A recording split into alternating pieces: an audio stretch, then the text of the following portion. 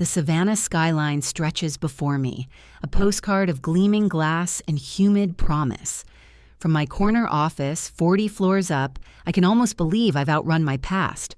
Almost. The notification chime on my laptop is precise, almost polite. I glance at the corner of my screen, another email from Evelyn. I hover over the subject line. Lucy's graduate school. Family support needed. Something cold and familiar slithers down my spine. It's a feeling I know well, the cold dread of an incoming request. For a second, I consider just deleting it, archiving it, letting it rot in the digital ether, but I click it open. I always do. If you're watching this video, tell me where you're from or what time it is for you. Paige, darling, wonderful news. Lucy has been accepted to Westwood University's psychology program. We're all so proud. I read the words, my jaw tightening. The digital font is cheerful, upbeat, completely oblivious to the weight it carries. The tuition is $60,000 for the first year, and we're hoping you'll contribute since you're doing so well with Momentum Solutions. We're all counting on you. Love you bunches, Mom. Attached is a photo. Evelyn, my father Richard, and my sister Lucy, arms linked, raising champagne glasses in a toast. Their faces glow with a celebratory light. They look happy, triumphant. I wasn't invited. My hand trembles slightly as I maximize the picture. They're standing in front of the new marble fireplace at home in Biloxi. The mantel holds the same curated family photos, a history where I was always the one holding the camera, never the one in the frame. The office around me blurs as memory pulls me backward with a physical jolt. I am 16 again, back in Biloxi, where the summer heat bakes the pavement and dreams go to suffocate.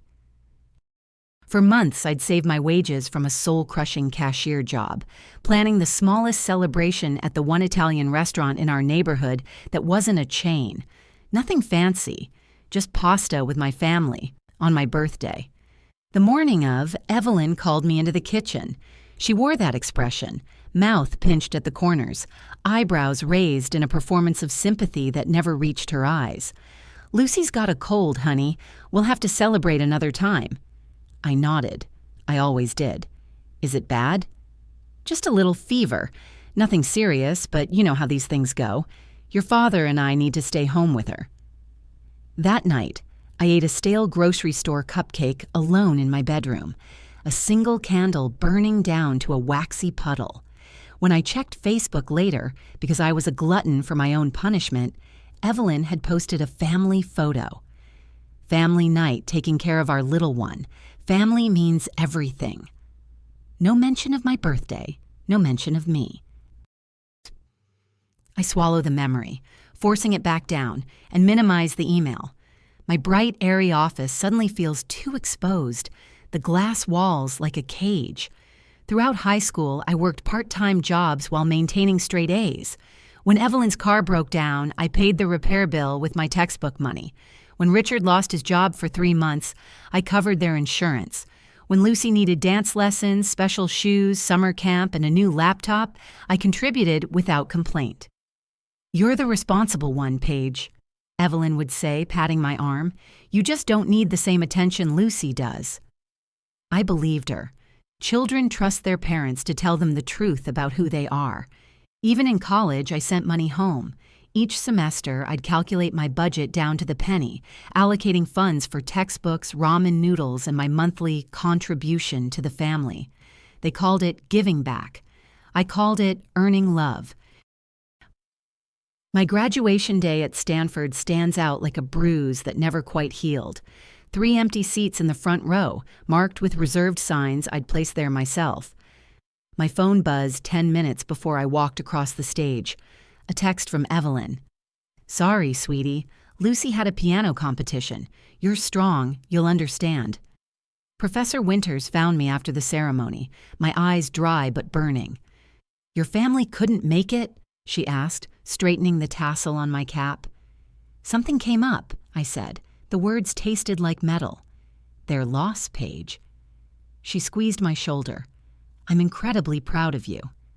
I thanked her with a voice that didn't crack, because I had years of practice. The savannah sky has darkened while I've been lost in thought. Lights flicker on across the city, tiny constellations of other people's lives. I close my laptop without responding to Evelyn's email. On my desk sits a single-framed photo, my graduation day. If you look closely, you can see the empty chairs in the front row. I've kept it as a reminder. Until now, I wasn't sure of what. I trace a finger across the glass, connecting dots that have always been there, waiting for me to acknowledge the pattern. When I needed them, where were they? The words fall into my empty office, quiet but firm. Rain begins to tap against my window. I press my palm against the glass, feeling the vibration. Something shifts inside me. Not a dramatic break, but a subtle realignment, like a bone that's been set after years of healing wrong. This time will be different. The next morning, my phone buzzes against the desk. Another notification. I don't need to look to know it's from my family. A quick glance confirms. It's Evelyn's latest Facebook post. There they stand. Evelyn, Richard, and Lucy posed in front of their renovated kitchen. Granite countertops gleam under pendant lights I've never seen before. Brand new stainless steel appliances. Evelyn's caption reads, "Kitchen dreams finally come true. Blessed Hafreinier home sweet home." Something electric and sharp travels up my spine. The timestamp on the post is from yesterday. The exact same day she sent me the email asking for $60,000. I set my coffee down with too much force. Liquid sloshes over the edge, forming a small puddle on my glass desk. I don't wipe it away. My fingers move on their own, scrolling through her timeline, scrolling backward through a life I apparently knew nothing about. 2 months ago, Richard surprised me with an anniversary trip to France, 28 years with my best friend. Photos of the Eiffel Tower, glasses of champagne, pastries I can't pronounce. 6 months ago, new wheels for the family. God provides. Richard leaning against a midnight blue luxury SUV, arms crossed, grinning like he just won the lottery. My breath quickens. During my senior year at Stanford, the same year I was working 2 campus jobs and eating ramen, Evelyn had called weekly about their struggling finances. "Just a little help with the mortgage, Paige. Times are tough for everyone." I sent them $800 every single month. I click on Lucy's profile next, something I rarely allow myself to do. Her life unfolds in filtered squares. Dance recitals, piano competitions, hiking trips with friends, all the experiences I funded. 3 photos down, I stop cold. Lucy and Evelyn, arms around each other's shoulders, standing in front of a charming beach house. The caption reads, "Thanks, Grandma Waverly, for the best gift ever. Your inheritance made this vacation possible." Blessed some family time. Inheritance. The word pounds in my head like a hammer. Grandma Waverly, my mother's mother. No one told me about an inheritance. My hands tremble as I open my laptop and pull up the spreadsheet I've maintained since high school. It's a secret file, buried 3 folders deep. Every contribution, every dollar sent home, meticulously documented. A scrolling testament to my desperation for approval. August 2017, $450. Mom's car transmission. December 2018, $2,200. Lucy's dance camp deposit. March 2019, $800. Mortgage help. July 2019, $800. Mortgage help.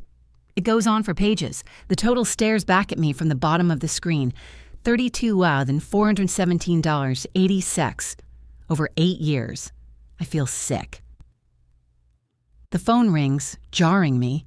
The screen shows Aunt Merrill, Evelyn's estranged sister. I almost decline, but something pulls my finger to the green button instead. "Paige, you there?" Her voice sounds older than I remember, raspy. "Hi, Aunt Merrill. Yes, I'm here. Listen, I don't have much time. Your mother's on the warpath." My jaw tightens. What else is new? No, this is different. She's telling everyone you've abandoned your family responsibilities. She's furious you haven't answered her email about Lucy's school. I just got it yesterday. That's the point. She expected you'd say yes immediately, like you always do. She's organizing a family gathering for next Saturday. They're planning to discuss your selfishness. She pauses. Those are Evelyn's words, not mine. Discuss me, or discuss how to get my money. Aunt Merrill lets out a dry chuckle. You're finally catching on, aren't you? If you don't help with Lucy's school, they're saying you'll be cut off. For real this time. I almost laugh. Cut off from what, exactly? Birthday cards with no personal message? Christmas calls that last exactly 7 minutes? Just be careful, Paige. They're riled up. Thanks for the warning, Aunt Merrill. I mean it. After we hang up, my phone lights up. 3 text notifications all at once. Cousins I rarely speak with. Cousin Jennifer. Hey, Paige, just heard about Lucy. So exciting. Hope you're planning to pitch in. Family has to support family. Cousin Mark. Paige, your mom's really worried. We all need to be there for Lucy. Uncle David. Your mother called. Very upset. Call her. They're called flying monkeys. The messengers sent by the narcissist to do their bidding. I close my eyes, letting the rage wash through me rather than fighting it. When I open them again, I stand and walk to the file cabinet in the corner of my home office. Inside the bottom drawer, tucked beneath tax documents, sits a small wooden box. I lift the lid. Birthday cards, ages 8 through 21. All signed, Love, Mom and Dad. No personal message. Beneath them, bank statements, each highlighted withdrawal, a futile attempt to buy what should have been freely given. My laptop pings. An email from Miles, my business partner. Paige, you okay? You missed our 9 a.m. Not like you. Call if you need anything. I check the time. 10:15. I've lost an hour to this. I type back, family stuff. Can we talk? Lunch. His response comes immediately.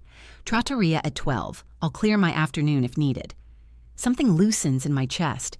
Here is a relationship based on mutual respect, on seeing me. I text Sophie, my best friend from Stanford, the one who saw the empty chairs.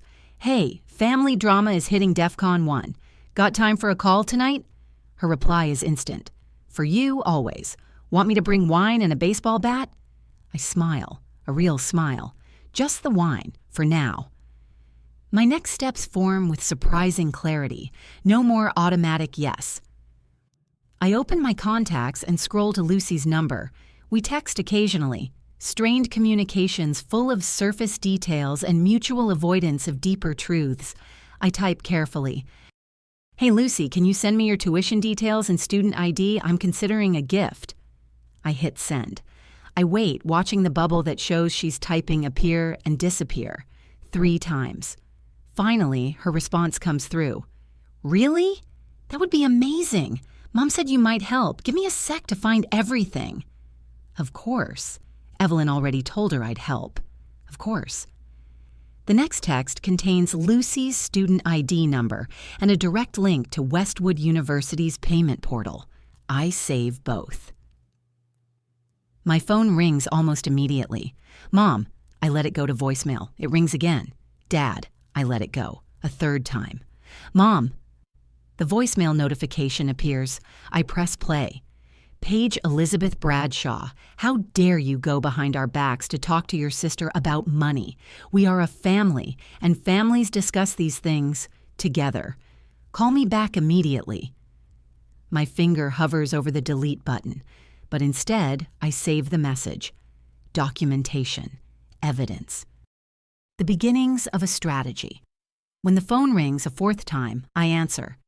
Paige, what are you doing? Evelyn's voice is tight with barely controlled fury. Hello, Mom. I keep my voice even, controlled. The voice I use for hostile negotiations. You don't talk to your sister about this. You talk to us. I'm handling this my way this time. A pause. A sharp intake of breath on her end. What does that mean? It means I'll be in touch. I end the call before she can respond. For the first time in my adult life, I've said no without actually saying the word. My hands shake, but my mind is crystal clear. The pressure campaign escalates the next morning. It's almost impressive in its coordination. Richard leaves another message, this time with reception at my office. Miles forwards me the audio. Please tell Paige it's urgent, regarding Evelyn's health. She's not doing well. His voice cracks on cue. Practiced. Miles appears in my doorway. Want me to block the front desk calls? I nod, grateful. Please. An hour later, an email arrives from Aunt Merrill. Subject, Urgent Family Discussion, FWD. I open it and find myself copied on a family thread I was never meant to see. My blood runs cold. From Evelyn Bradshaw to Richard Bradshaw, Jennifer Smith, Mark Bradshaw, David Bradshaw. Subject, Paige's selfishness. We need to discuss Paige's selfishness as a family. She's abandoning her responsibilities to Lucy. I'm deeply disappointed. Richard replies. After everything we've done for her, she needs a firm reminder of her duties. Cousin Jennifer. Has anyone tried guilt? That always worked on her before. Remind her of how much you sacrificed. Cousin Mark. I'll text her. We need a united front. My stomach clenches. Not from the content, but from the casual, calculated cruelty of it. The accidental copy reveals what I've always suspected. Family meetings about me. Strategies for manipulation. The blueprint of my entire childhood exposed in black and white. The phone buzzes again. Lucy. This time I answer. Paige? Her voice sounds small, uncertain. Hey, Lucy, what's up? Mom's really upset. She's been crying all morning. Is she beside you right now, Lucy? I ask, knowing the answer. A long pause. No, but she asked me to call. She's just worried about tuition deadlines. Can't you just help us out like you always do? The familiar weight settles on my shoulders. The responsibility, the guilt, the expectation. But it doesn't crush me this time. I'm helping you out, Lucy, not them. After we hang up, she texts me. Mom wanted me to ask for a check instead. She said the money could help with more than just tuition. I type back. What do you mean? Her response takes almost 10 minutes. They want to finish the kitchen renovation. They said you wouldn't know the difference. And the money would still help me eventually. The betrayal burns cold, then hot. They were going to steal her tuition money. That evening, I'm not just angry. I'm focused. I research options. IRS Section 2503E. Educational payments made directly to an institution are not considered gifts and are exempt from gift tax. No money passing through my parents' hands. No opportunity for redirection. I call my financial advisor the next morning. Smart move, he says after I explain. Direct educational gifts protect both the giver and the recipient. It creates a firewall. I call Westwood University's financial office directly. Yes, Ms. Bradshaw, we can certainly arrange a direct wire payment with a specific designation, the administrator explains. Many families prefer this method. I create folders on my computer. Family financial history, tuition documentation, communication records, each interaction cataloged, each manipulation preserved. The system feels like armor. Back at my apartment, I stare at the payment portal link Lucy sent me. It's simple, clean, an online form, my information, Lucy's student ID, payment amount, and a small box, designation instructions, optional. I type carefully, each keystroke a hammer blow. $60,000 for tuition and mandatory university fees only. No third-party access, redirection, or refund to any individual other than the original payer is permitted. My finger hovers over the Submit Payment button, trembling slightly. The screen glows in my darkened apartment, illuminating the choice before me. 28 years of trained compliance battles against newfound clarity. Am I ready for what comes next? The answer comes in the steady rhythm of my heartbeat, no longer racing with anxiety, but strong with conviction. I press submit. The screen flashes. Payment processing. And for the first time in my adult life, I feel truly free. My phone chirps with the university's confirmation email. Payment received, $60,000, tuition designation, academic tuition only. The words glow on my screen like a shield, protecting both Lucy's education and my sanity. I exhale slowly, watching Savannah's morning fog roll between skyscrapers. For once, I've protected myself first. The tranquility lasts exactly 27 minutes. Paige. Evelyn's voice slices through my speakerphone, pitched somewhere between accusation and panic. The university says you've already paid Lucy's tuition, directly. I tap my pen against my notepad, steady as a metronome. That's correct, Mom. Why would you do that without telling us? They won't let us access any of it. Her words tumble faster. There's the housing deposit, textbooks, her car insurance. We needed that money to... The payment covers tuition only, Mom. That's what you asked for in your email. A silence stretches between us, thin and sharp as fishing line. Then Richard's voice joins the call. Of course he's there too. Paige, after we raised you to put family first... He pauses, his voice thickening with practiced disappointment. Why didn't you trust us to handle this? My fingers trace the edge of my desk. I trust education. The money is exactly where it belongs. Evelyn recovers quickly. We're having that family meeting this weekend. Everyone's concerned about your attitude lately. Aunt Judy, Uncle Tom, even Grandma Vera's worried. The old Paige would have flinched at the thought of disappointing Grandma Vera. The new one checks her calendar instead. I have prior commitments, I say, voice level, but I appreciate your concern. You've always made time for family before, Richard says, the accusation unmistakable. Things change, I reply and hang up. Later that evening, I draft an email. I pull up the accidental thread Evelyn sent and hit Reply All to Evelyn Bradshaw, Richard Bradshaw, Jennifer Smith, Mark Bradshaw, David Bradshaw, Aunt Merrill, etc. Subject, Lucy's education. To clarify recent discussions about Lucy's education. 1. I have paid Lucy's full $60,000 tuition directly to Westwood University. 2. The payment is specifically designated for educational expenses only. 3. I will not be attending this weekend's gathering, but remain available by phone on Tuesday evenings between 7 and 8 p.m. Regards, Paige. No justification, no defense, just facts. The social media barrage starts Saturday, right on cue. Cousin Jennifer.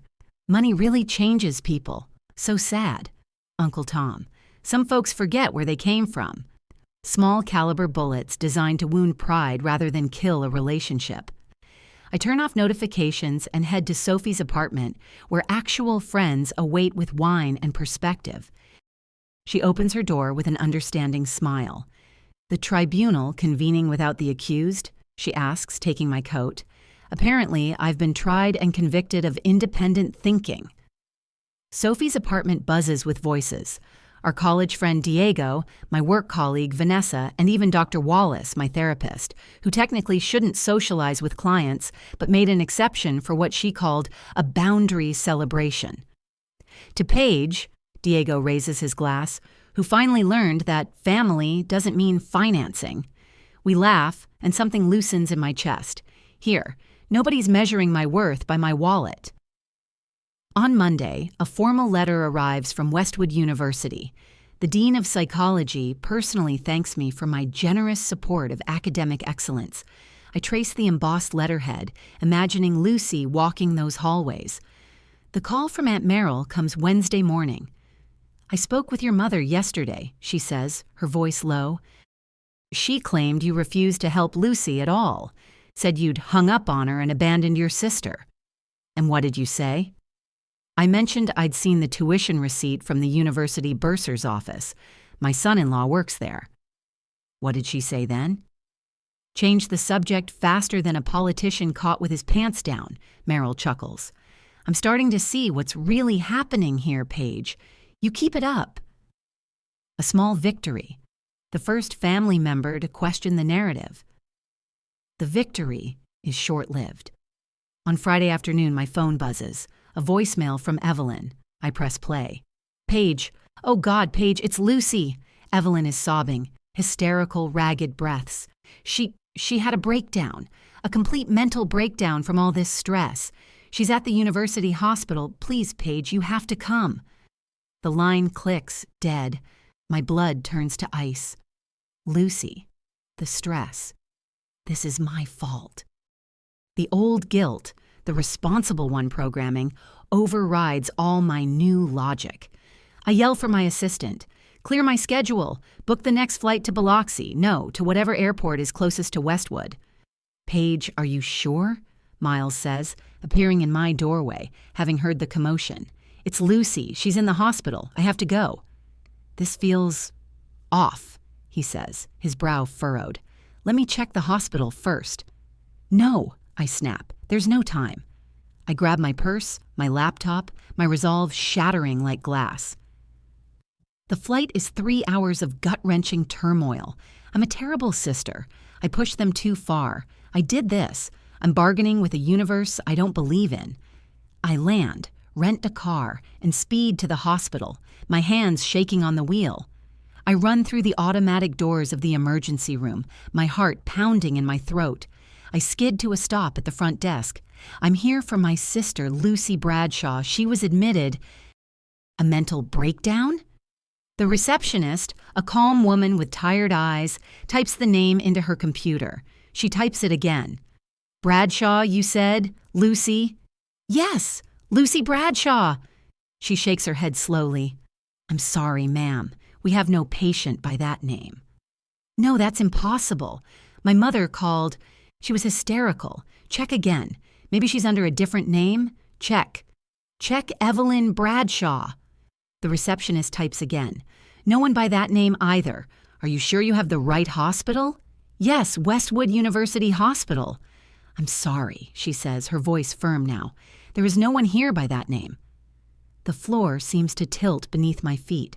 The panic drains away, replaced by a cold, hollowing dread. We're over here, Paige. I turn. Evelyn and Richard are stepping out from a public waiting room, cups of coffee in their hands. They look perfectly calm, not a tear track on Evelyn's face. My blood freezes. Where is Lucy? She's fine, Evelyn says, waving a hand dismissively. She's in her dorm. We knew you'd come if you thought she was in trouble. You lied? My voice is barely a whisper. You told me she was in the hospital. We had to see you, Paige, Richard says, stepping forward, using his disappointed father voice. You've been ignoring our calls. This has to stop. Evelyn's eyes are cold, predatory. You need to call that university and reverse the payment. Tell them you made a mistake. We need that money in our account where it belongs. They've cornered me. They flew me across the country. They faked a medical emergency, all for money. The hollow dread inside me ignites. It's not the hot, sloppy anger of before. This is cold. This is a furnace. I look at Evelyn. I look at Richard. I see them for exactly what they are. Not parents, not family, just takers. I'm done, I say. My voice is quiet, but it cuts through the sterile air of the waiting room. What did you say? Evelyn's smile wavers. I walk past them, toward the exit. I'm done. Don't ever contact me again. Paige, you get back here, Richard yells, his voice booming. You can't walk away from your family. I push open the glass doors and don't look back. The cold night air hits my face. I fly back to Savannah that same night, the last thread of my guilt severed. The trap didn't work. It just set me free. The fake hospital trip was their last-ditch ambush. Now it's just harassment. A letter arrives from a Randall Gregg, attorney at law. The letterhead looks like it was printed at a public library. It vaguely alludes to tax implications and questions about your mental state when making such a large financial decision. I hand it to Miles. Randall Gregg? Isn't he that hack lawyer who advertises on late-night TV? Between the denture cream commercials? The very same, I say, a bitter laugh escaping me. They're grasping at straws. Then come the health scares. Voicemails from Richard about Evelyn's dangerously high blood pressure. Texts from Evelyn about Richard's heart palpitations. I catalog each one in my evidence folder and do not reply. Then the move I didn't anticipate, the one that finally hits its mark. A text from Lucy.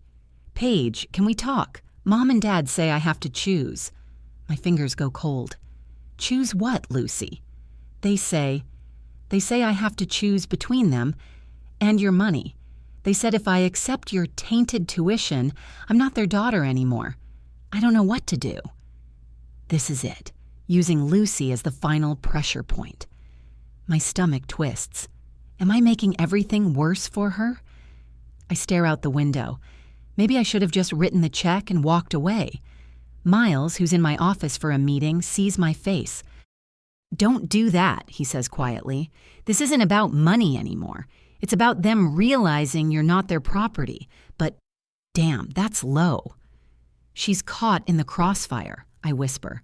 "I need to see her, directly. No parents, no pressure." I text Lucy. "Meet me, halfway.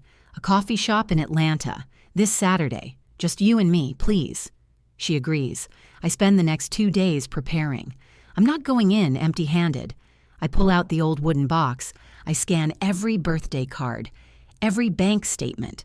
I take screenshots of my old high school and college calendars, the ones where I marked my missed events. I take screenshots of their Facebook posts, the kitchen, the SUV, the trip to France, the inheritance announcement. I upload everything to a secure cloud folder labeled The Truth. It's a mountain of digital evidence.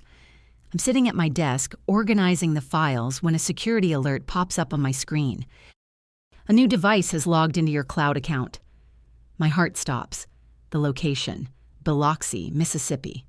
"No," I whisper. I click on the folder. Empty. "Files have been remotely deleted." They guessed my password, my childhood dog's name. Stupid. Stupid.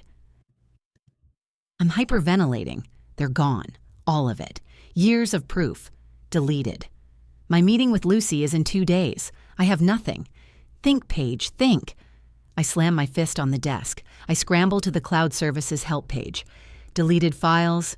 Trash policy.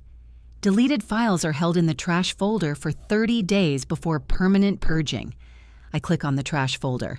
My heart is in my throat. There they are. All of them. Calendar scans.pdf. Bank statements 2017, 2023.xls. Facebook proof.zip. They didn't permanently delete. They just hit the delete key. My hands fly across the keyboard. I hit Restore All. As the files reappear, I don't wait. I drag them all to an offline encrypted hard drive.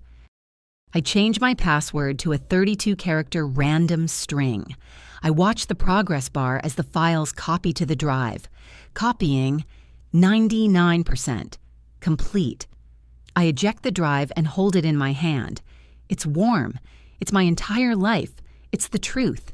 And they will never touch it again. The coffee shop in Atlanta is neutral territory. I arrive 30 minutes early, securing a corner table where we can talk privately. When Lucy walks in, her shoulders are hunched. Her eyes dart around nervously, as if she expects our parents to jump out from behind a planter. "Thanks for coming, Lucy," I say as she slides into the seat across from me. "Mom doesn't know I'm here," she whispers. "She thinks I'm at the library." I know. This isn't about them. It's about us. She fidgets with a packet of sugar, tearing it open and pouring it onto a napkin. "They say you're trying to buy my loyalty, Paige. That you're using your money to control me, just like you're trying to control them." "That's called projection, Lucy," I say, keeping my voice steady. "This isn't about the money, it's about honesty and respect." "Mom says—" "Let me show you something," I interrupt. I open my laptop and plug in the hard drive. I turn the screen toward her. This is my life," I say. "These are my calendars from high school through college. The highlighted dates are important events. Birthdays, graduations, academic competitions." Lucy leans forward, squinting at the screen. "The red X marks. I say, my voice flat. Show which ones Mom and Dad missed. I scroll through years of calendars, a sea of red marks, my 16th birthday, my high school valedictorian speech, every science fair, my Stanford graduation, my company launch party. But they always said you were the independent one, Lucy murmurs. That you didn't care about that stuff. Now look at your calendar. I click to a different file. Your piano recital, your spelling bee, your dance competitions. Notice something? Her eyes widen. They were at all of mine. Every single one, I say. I swallow hard. And I don't begrudge you that, Lucy. You deserve their support, but so did I. Her eyes fill with tears. I didn't know, Paige. I swear I didn't know. There's more. I pull up the spreadsheet. 32 4 86 summits. That's what I sent home while I was in college. Car repairs, insurance payments, your summer camp. Lucy's hand trembles as she points to a line item. $2,500? While you were a junior? I worked 3 jobs that semester. They told me your scholarship covered everything. They said you had it easy. She looks up, her face pale with confusion. Now look at these. I slide over to the Facebook photos, the vacation to France, Dad's new truck, the kitchen. When did they do all this? After Grandma Waverly died, they received an inheritance of about $75,000. Lucy sits back, her face ashen. They told me they couldn't help with my tuition at all. They said they had no savings. That's why they had to ask you. I let the silence sit for a moment. I let it all sink in. Lucy, why do you think they're so upset? Why the fake hospital trip? Why the lawyer? Why are they forcing you to choose?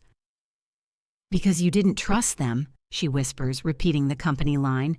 No, it's because I knew them.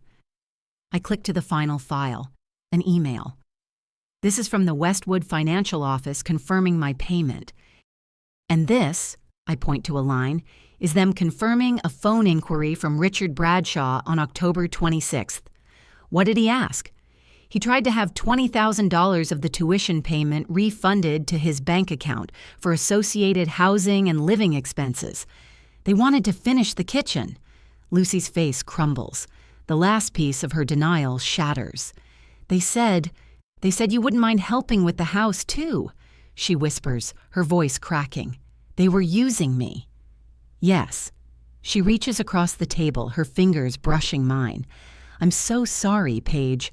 I understand now. That evening, I make the call I've been dreading. But this time, it's not a dread of fear.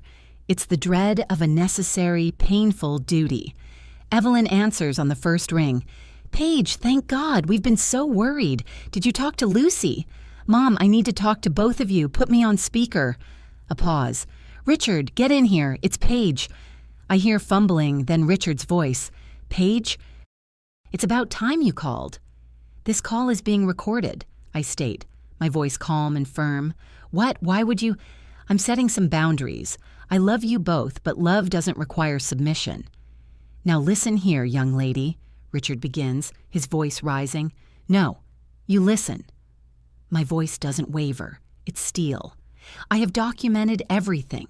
The missed events, the $32,000 in financial support I provided, the inheritance you received while claiming poverty, the attempt to redirect Lucy's tuition money. Silence. Dead. Absolute silence. I've shared all of it with Lucy. A choked sound from Evelyn. I will not engage with manipulation anymore, I continue. I will not respond to group emails about my character. I will not defend my choices to the extended family. I will not be your ATM. You can't just... Evelyn starts, her voice small. I can, and I have. I take a deep breath. My relationship with Lucy is separate from my relationship with you. That is non-negotiable. More silence. Then, a sound I've never heard before. Richard's voice, small, defeated. Maybe we've taken you for granted, Paige. The words sound dragged from somewhere deep and painful. Evelyn makes another choked sound. If you want to rebuild our relationship, it starts with respect, I say. Not obligation, not guilt, not money. I end the call before they can respond. My hands aren't shaking anymore. 2 years have passed. The Seattle skyline glitters with possibility against the October sunset. I moved the headquarters of Momentum Solutions 6 months ago. The change of scenery was necessary. The cover of GeekWire sits open on my tablet. Momentum valuation reaches $28 million. How Paige Bradshaw transformed patient records. Success tastes different now. Less like validation, more like vindication. My apartment in South Lake Union reflects the change. Gone is the sterile minimalism. Now warm textiles and rich burgundy drape the sofa. Photographs of friends line the hallway. Light pours through uncovered windows. The phone rings. Lucy appears on the screen. Our monthly calls have become a ritual. "How's my favorite counselor?" I ask. "Exhausted," Lucy laughs. Her voice is stronger now. "First-year clients think I have all the answers. Welcome to adulthood, right?" Silence stretches between us, comfortable now where it once felt like an accusation. "I was looking through old pictures yesterday," Lucy says finally, her voice dropping. "That birthday, when you turned 16, I remember Mom telling me you were fine with staying home because I had a cold." My chest tightens, then releases. The memory no longer cuts. "I used to think you were cold, Paige," she continues. "But now that I'm paying my own bills, facing my own choices, I get it. I finally get it." "Get what?" I ask, though I already know. "How much you gave up. How much they asked of you." She pauses. "How much I benefited without even knowing. I hope I can be like you someday," she whispers. For the first time, her words feel like recognition, not obligation. Later that evening, I host my own birthday dinner. The table fills with faces that weren't there during those empty childhood celebrations. Miles raising a glass, Sophie, who flew up from San Francisco just to be here, colleagues who've become confidants. "To boundaries," Miles toasts, his eyes meeting mine with understanding. Candles flicker on the cake they've brought. Not a desperate, solitary flame in a darkened bedroom, but a constellation of lights surrounded by genuine affection. The following week, I stand on the TEDx Savannah stage. Emotional boundaries and family relationships wasn't the talk I imagined giving when I built my company, but it's the one I'm proudest of. The price of peace isn't silence, I tell the audience. It's the courage to speak your truth, even when you don't expect others to hear it. A young developer approaches me after. "My parents think my success belongs to them," she admits. "How did you find the answers?" I smile, recognizing my former self. Some questions don't need answers anymore, because peace is the answer. That night, cleaning out old email drafts, I find one from years ago. Subject, birthday dinner cancellation. The first line reads, "Dear Mom, I just wanted to ask, did you forget my birthday?" I press delete without reading further. Some questions have lost their power to wound. Evelyn and Richard still send occasional holiday messages. Brief, civil exchanges that acknowledge our shared history without pretending the wounds never happened.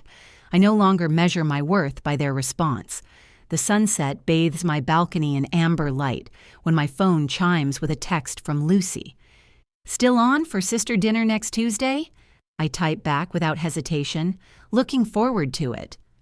In my journal later, I write the truth it took me decades to learn.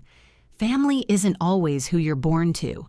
Sometimes it's who sees you clearly when others look away. The greatest gift wasn't what I gave. It was giving myself permission to be valued. If this story resonated with you, leave a like and consider subscribing. You can also drop any comment below, even just one word. Maybe tell me where you're watching from, or what time it is right now. Sometimes one word is enough to say you were here.